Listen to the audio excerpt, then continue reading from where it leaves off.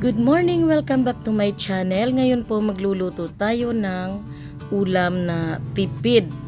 Murang ulam pero hindi nasasacrifice yung health ng family natin kasi kahit siya mura ay healthy pa rin po ito. Pero bago po tayo mag-start sa ating lulutuin, kung bago ka pa lang po at hindi ka pa nako-subscribe, click mo po ang subscribe at ang notification bell para palagi ka pong updated. So ito po mag-start na tayo. Kailangan lang natin dito ay very limited lang na ingredients. Ayan po yung okra, itlog at sibuyas. At saka syempre asin. At yung mantika na gagamitin natin sa pagprito. So ang una po natin gagawin, ito po ay ang paghihiwa natin sa okra. So ganyan lang po yung hiwa ko ng okra. So depende na sa'yo kung anong itsura ng hiwa ng okra ang gusto mo na gawin. Yan. Then yung sibuyas naman, yung ating hihiwain.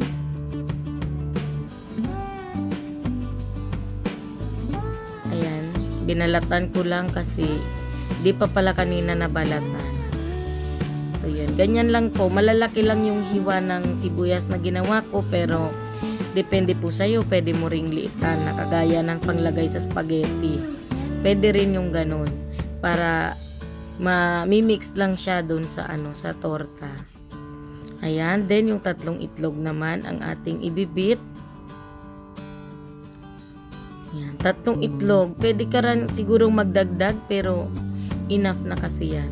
So yung asin po na nilagay ko ay 1/2 teaspoon po yun. Tamang-tama lang po ang lasa nun para dito sa dami ng niluto natin.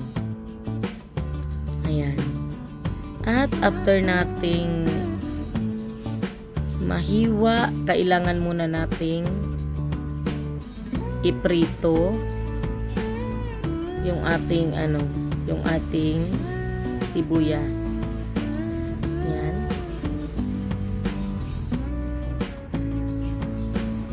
Para mas masarap at malasa yung sibuyas. Pero pwede mo rin naman pong hindi igisa or iprito yung sibuyas. Pwedeng direct na rin.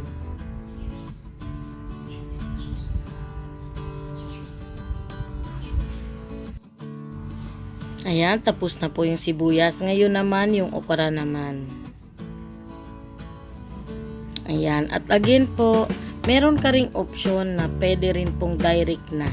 Pero iba pa rin yung ganito na maluluto muna siya. Parang naprito muna yung yung okra. Mas masarap kasi siya. At saka mababawasan yung yung 'di ba yung parang maano-ano yan. Masyadong malagkit. So mababawasan siya kapag ginawa mo 'to. Sa okra, bago natin ito torta. So ayan. O 'di ba? Na ano-ano nga o.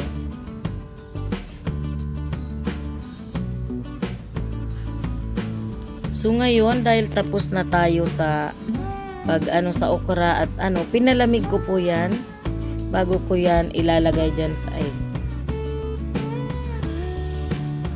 Yan, hinalo lang natin sa binati nating itlog kanina at isasama na yung sibuyas na niluto na din kanina. At ayan, ready na siya para iprito. So wala na po akong iba pang inilagay dyan na pampalasa maliban po dun sa 1/2 teaspoon na salt. Iodized salt po yung ginamit ko para hindi siya magbuo-buo pagka hindi natin masyadong mabati. So ayan, ito po dahil na mix na natin, ready na siya para iprito. So mag-start na po tayong magprito. Naglagay lang ako ng small amount lang ng mantika. Ayan, 'di ba? So nakakatuwa kasi nung nag-start ako mag-vlog at mag-share sa inyo ng mga luto, yung kawali kong luma at saka yung nangingitim kong sandok, yun yung gamit natin. Pero ngayon nakabili na tayo ng bago, 'di ba? So ang saya-saya. Kasi nakabili na tayo ng bagong mga gamit dahil lang sa pag-share natin ng mga recipe natin na ginagawa araw-araw. So, maraming salamat po sa mga subscribers ko sa palagi pong nakaabang ng mga recipe na sinishare ko sa bawat araw, sa mga ulam, mga dessert, at mga merienda at almusal na sinishare natin. Maraming salamat po sa 32,000 mahigit na subscribers ko po. So kayo po ang dahilan para ma-inspire ako na ipagpatuloy yung naumpisahan ko dito sa YouTube. Ayan po. At ituloy-tuloy lang natin yung pagprito hanggat sa maluto natin lahat yung ginawa natin kanina. So, ang maganda naman dito ay non-stick yung ating lutuan, kaya hindi siya dumidikit. Ayan. So, kunting hawi-hawi lang kapag humihiwala yung egg kasi po hindi masyadong pantay yung lamesa namin, kaya hindi rin pantay yung kawali. So, yun. Pagpasensyahan nyo na yan at papantayin natin yan sa mga susunod na vlog natin.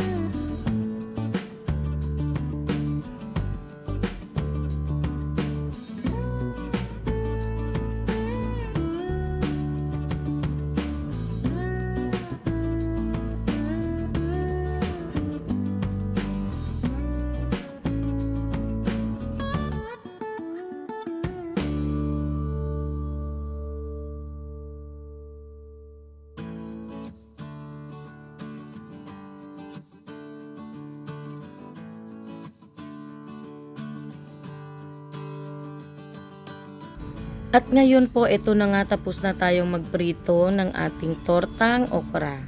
So ito na po yung ating ulam ngayon. Sa halagang 30 pesos, ay pwede na siyang maulam ng 4 na tao. So sana po nakapagbigay na naman ako sa inyo ng tips or ng additional na kaalaman kung ano pa po yung pwede nyong maging ulam na healthy pero mura lang po, matipid lang. So again, maraming salamat po, at sa mga hindi pa po nakasubscribe, huwag po sana natin kalimutang isubscribe ang aking channel.